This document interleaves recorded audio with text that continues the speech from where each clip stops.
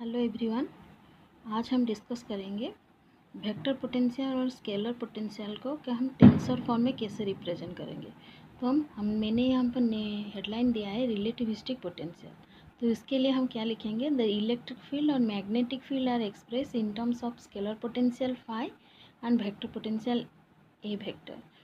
तो हमें क्या पता है, मैग्नेटिक फील्ड और इलेक्ट्रिक फील्ड को हम वेक्टर पोटेंशियल और स्केलर पोटेंशियल के फॉर्म में लिख सकते हैं, जो कि होता है electric field equals to minus gradient of phi minus del A by del T. वैसे ही मैग्नेटिक फील्ड को हम क्या लिख सकते हैं, that is curl of A vector. तो यहाँ पर ये जो फाई है, ये फाई और ये ए वेक्टर क्या है, ये दोनों को हम क्या लिख सकते हैं, together form a four vector potential. किस फॉर्म में लिख सकते हैं, suppose A mu is equals to phi by C A X A Y A Z. हमें ये पता है फाइव बाई सी क्या है, that is zeroth component of four vector potential, and A X A Y A Z क्या है, that are the first second and third component of four vector potential. अगर हमें क्या पता है, फील्ड टेंसर को हम इस फॉर्म में लिख सकते हैं, F mu nu equals to del A nu by del X mu minus del A X mu by del X new.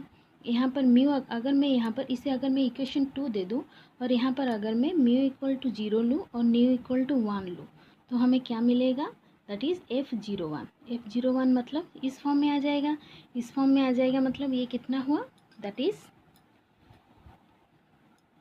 ये कितना हुआ, that is minus A x by x zero का वैल्यू कितना होता है, 60 होता है, और x1 का वैल्यू कितना होता है, दैट इज़ एक डेल एक्स होता है, और ए जीरो का वैल्यू कितना होता है, फाई बाई सी होता है। मैंने 1 बाई सी को बाहर ले आई तो वो क्या हो गया, del phi by del X. तो अगर इस यहाँ पर मैं क्या करूँ, आई बाई सी को यहाँ पर 1 बाई सी को मैं यहाँ पर कॉमन ले लूँ, तो ये कौन से फॉर्म में आ जाएगा, दैट इज़ इस फॉर्म में आ जाएगा, that is the x component of E x. So ये हो गया हमारा ई एक्स बाई सी। वैसे ही ये हो गया हमारा क्या, E x component of electric field. Similarly अगर मैं यहाँ पर न्यू का वैल्यू 2 लूँ और म्यू का वैल्यू 3 लूँ, तो ये, और उसके लिए म्यू का वैल्यू 0, वही म्यू का वैल्यू 0 पुट करूँ और न्यू का वैल्यू 2 ले लूँ, तो हमें क्या मिलेगा, ई वाई कंपोनेंट। वैसे ही अगर म्यू का वैल्यू 0 लूँ और न्यू का वैल्यू 3 लूँ, तो हमें क्या मिलेगा, ई जेड कंपोनेंट। तो इन तीनों के लिए ये वाला इक्वेशन और ये वाला इक्वेशन और ये वाला इक्वेशन के लिए अगर हम जनरलाइज इक्वेशन लिखें, तो वो क्या हो जाएगा, that is E vector equals to minus del A vector by del T minus gradient of phi.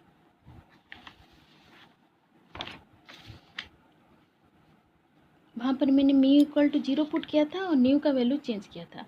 अभी मैं क्या करूँगी, म्यू का वैल्यू 1 लूँगी और न्यू का वैल्यू चेंज करते हुए जाऊँगी, तो वो क्या हो जाएगा, F12 मिलेगा। F12 का वैल्यू क्या होगा, दैट इज़ कर्ल ऑफ ए का जेड कंपोनेंट। तो वो क्या हो गया, वो मैग्नेटिक फील्ड का जेड कंपोनेंट हो गया।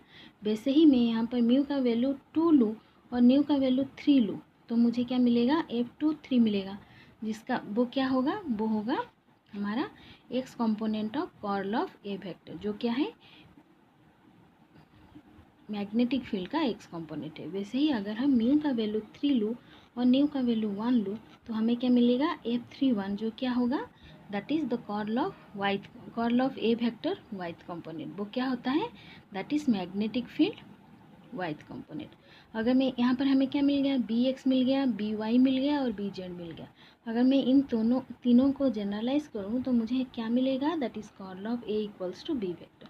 तो हम यहाँ पर क्या लिखेंगे, the vector formulation in equation 2 of Maxwell equation satisfy both the homogeneous equation. हमें क्या पता है, मैक्सवेल इक्वेशन को हम होमोजीनियस और नॉन होमोजीनियस इक्वेशन में लिख सकते हैं। तो ये हो गया हमारा होमोजीनियस इक्वेशन। किसको हम होमोजीनियस इक्वेशन कह सकते हैं, अगर कोई डिफरेंशियल इक्वेशन का राइट हैंड साइड 0 है, तो वो क्या हो जाएगा, होमोजीनियस इक्वेशन है। तो ये वाला हो गया हमारा होमोजीनियस इक्वेशन, और इसका right hand side non zero है, तो ये हो गया हमारा नॉन होमोजीनियस इक्वेशन। तो ये जो वेक्टर पोटेंशियल का जो फॉर्मूलेशन है, जो कि इक्वेशन 2 में हमने रिप्रेजेंट किया, इक्वेशन 2 क्या था, दिस इज़ आवर इक्वेशन 2। ये जो इक्वेशन 2 है, ये क्या सेटिस्फाई कर रहा है, ये इक्वेशन हमारा इलेक्ट्रिक फील्ड का वेक्टर पोटेंशियल फॉर्म को भी सेटिस्फाई कर रहा है और मैग्नेटिक फील्ड का वेक्टर पोटेंशियल को भी सेटिस्फाई कर रहा है। और ये क्या कर रहा है, ये मैक्सवेल इक्वेशन का होमोजेनियस इक्वेशन और नॉन होमोजेनियस इक्वेशन को भी सेटिस्फाई कर रहा है। तो अभी मैं अगर एफ म्यू न्यू का वैल्यू इस नॉन होमोजेनियस इक्वेशन में पुट करूँ जो कि इक्वेशन 2 में है, तो ये वाला इक्वेशन इस तरह कन्वर्ट हो जाएगा। तो यहाँ पर ये क्या हुआ, तो इससे क्या प्रूव हो रहा है कि हमारा जो वेक्टर पोटेंशियल का जो टेंसर फॉर्म है वो मैक्सवेल नॉन होमोजीनियस को इक्वेशन को भी सेटिस्फाई कर रहा है। तो इसी तरह वो होमोजीनियस इक्वेशन को भी सेटिस्फाई करेगा। तो हमें क्या पता है, लॉरेंज गॉस कंडीशन हमें क्या पता है, अगर हम कोई वेक्टर पोटेंशियल को थोड़ा सा चेंज करें तो अगर उसी वैल्यू को चेंज ऑफ वेक्टर पोटेंशियल को अगर हम इलेक्ट्रिक फील्ड के फॉर्मूला में पुट करें या फिर मैग्नेटिक फील्ड के फॉर्मूले में पुट करें तो इलेक्ट्रिक फील्ड और magnetic field both will be invariant. In that condition you can call that change of vector potential will be considered as a vector potential, otherwise that is not। तो Lorentz Gauss condition क्या है, suppose मैंने एक dash एक vector potential लिया है, उसको मैंने स्लाइड चेंज कर दिया है ए डैश में, तो ए डैश का वैल्यू क्या होगा, ओरिजिनली ए वेक्टर का वैल्यू जो था उससे थोड़ा सा चेंज किया है, that is gradient of Sai. Sai क्या है, स्केलर फील्ड है। ये तो हो गया हमारा non relativistic Lorentz Gauss condition.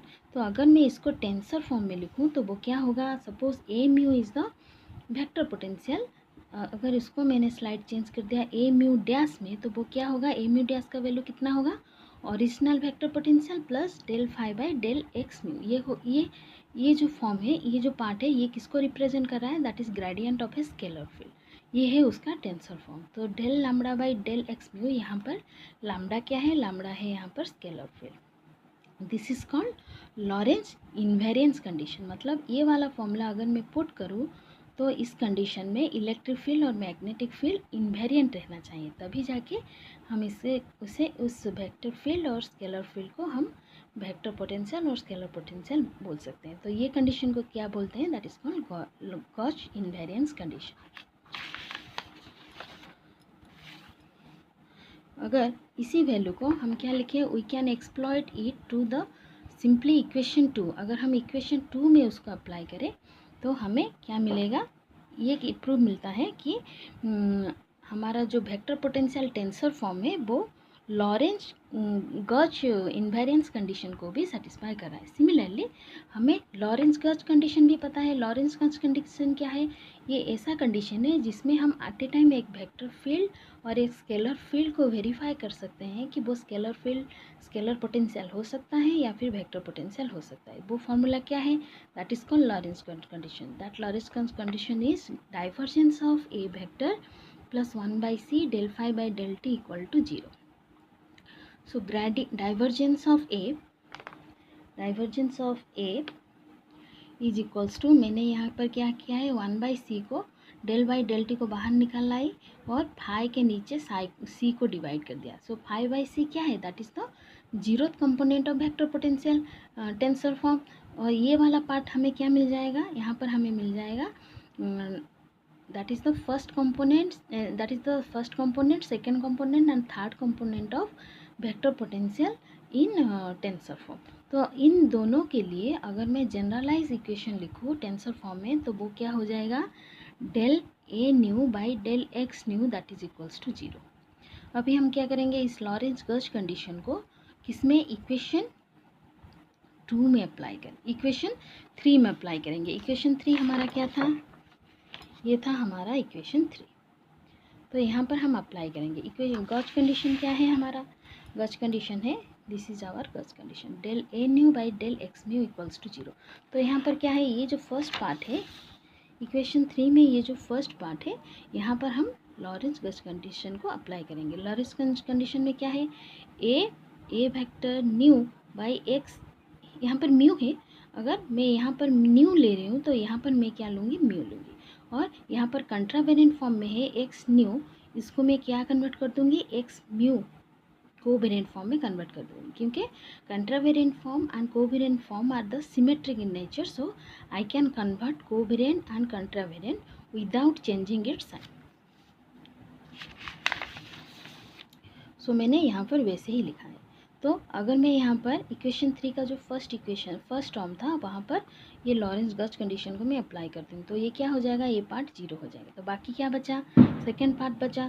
तो second part equals to mu 0 H nu, ये हो गया नेगेटिव टर्म। नेगेटिव को मैं राइट हैंड साइड ले आती हूँ, तो ये हो जाएगा हमारा minus of mu J mu.